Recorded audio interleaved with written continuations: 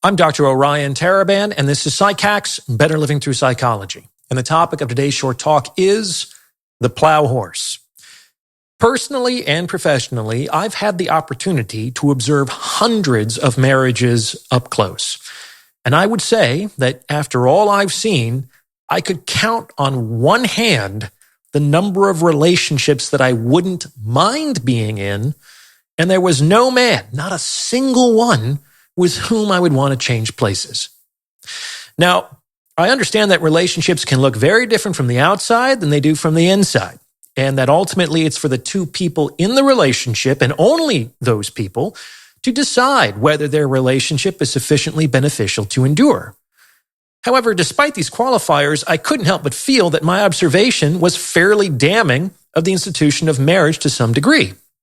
And that got me thinking, what was it about these relationships that I found so off-putting?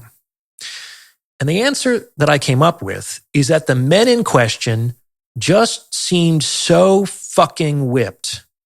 Like they were so toothless and tame. Their wives became their bosses. Happy wife, happy life. It was just work, family, ad infinitum. Their lives got so small. Their freedom was non-existent. And they often seemed like shadows of their former selves.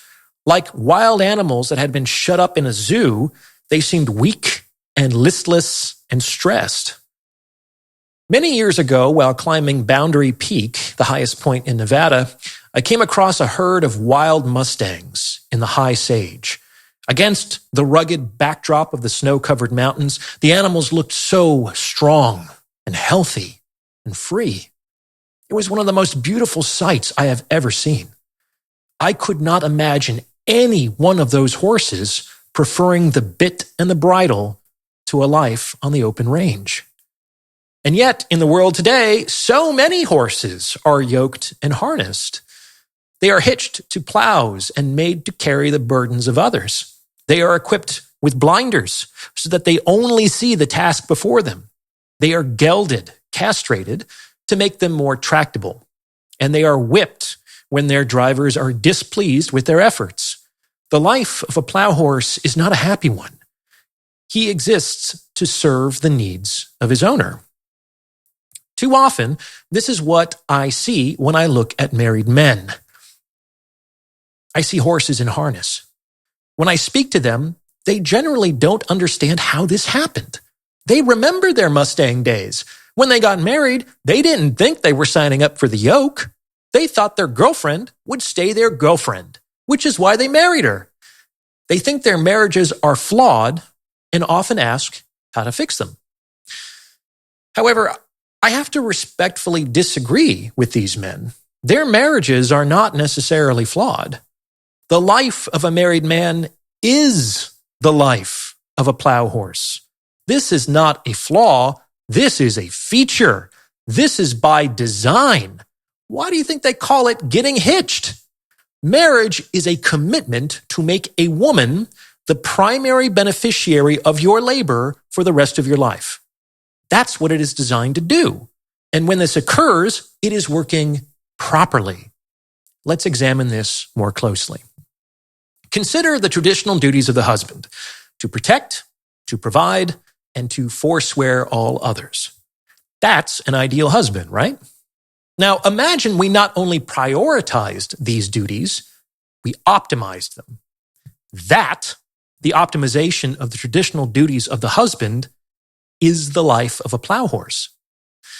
For instance, if we were to optimize for sexual exclusivity, like if we were to make it impossible for the man to have any other women in his life, what would you do? Well, you would definitely take up all of his free time. You would insist that he not follow other women on social media. You would prevent him from seeing his unmarried friends and strictly forbid time alone with other women.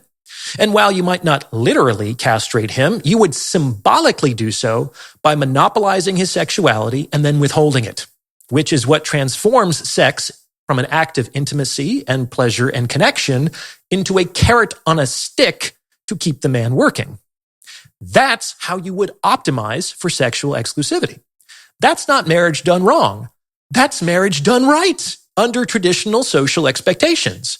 And on some level, that might be for the best. Like, if a man wants to remain exclusive to one woman, why wouldn't he cut off all other women, real or virtual? What could those women be other than a source of frustration or a temptation down a slippery slope? In any case, nothing good could come from it, so just cut them off. If you appreciate the insights on this channel, I would highly encourage you to get your hands on a copy of my book, The Value of Others.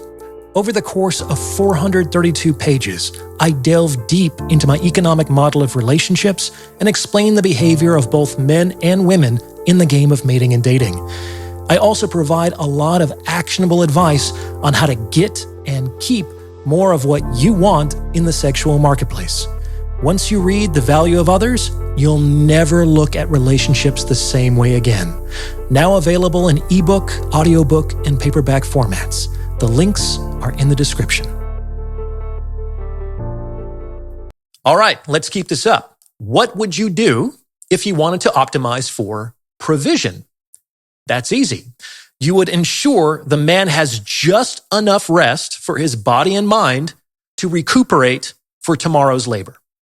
His leisure and pleasure and enjoyment are irrelevant. He is a beast of burden.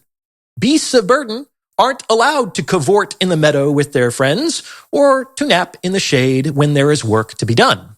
Both would be wasteful misallocations of his energy toward unproductive ends. He is afforded just enough relaxation to prevent injury, burnout, or divorce, so that he might remain productive for as long as possible.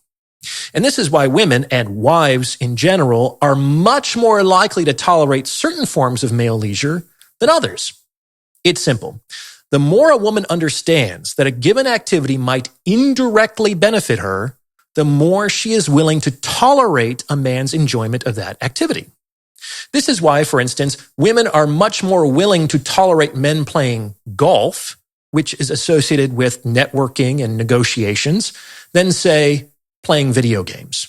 Most women hate video games. They reserve their most shaming, denunciatory language for men who play them.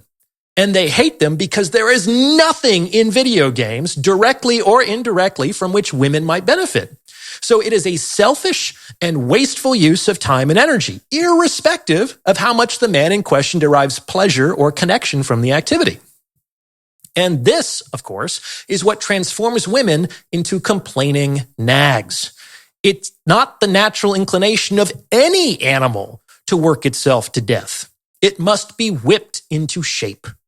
Just like it's the owner, not the horse, who gets to decide when the horse is sufficiently rested, it's for the wife to whip the husband back into the harness when she decides he could be more productive. And if a man is unfortunate to lose access to the source of his provision by, say, losing his job, it's unlikely the woman will long stay to support him. Like a farm owner, she just secures another horse, one ready and able to work, and disposes of the first as discreetly as possible.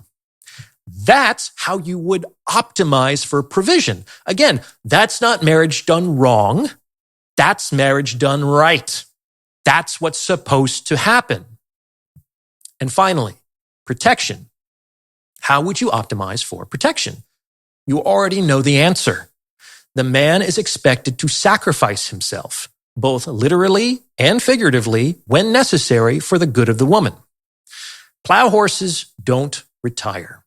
They die in harness, ensuring the survival and well-being of those they leave behind for as long as possible. And perhaps after their deaths, they are shipped off to the glue factory to render one final act of service to their owners. That's how you would optimize for protection. It sounds terrible, but you will always put something less valuable between you and harm's way to protect yourself. You wouldn't use something more valuable as a buffer, would you? Like, no one is going to take a bullet for a horse, is she? As I discussed in The Disposable Man, some lives are worth more than others. And the institution of marriage and the intersexual dynamics that it represents is one of the most pervasive ways in which this inequality is perpetuated in the modern day. Again, this is not marriage done wrong. This is marriage done right. So it is important for men to go into this relationship with their eyes wide open. Optimizing for protection, provision, and sexual exclusivity has the plow horse as its logical endpoint. This is not an accident. This is purposeful and intentional. This is what is supposed to happen. Why men continue to sign up for this, why they leave the open range for the stable, is something that I'll discuss in a future episode. But I think that's enough for today. What do you think? Does this fit with your own experience? Let me know in the comments below. And please, come on, guys, send this episode to someone who you think might benefit from its message. I know you know someone because it's word of mouth referrals like this that really help to make the channel grow. Also, anyone looking to join my free weekly newsletter or book a paid one-on-one consultation with me can do so on my website. There's also my book, The Value of Others, in which I explore the economic model of relationships, and my member community, The Captain's Quarters, in which I host bi-monthly group consultations and Q&A sessions with invited guests. The links to everything are in the description below. Check them out. There's a lot of good value there. As always, I appreciate your support, and thank you for listening.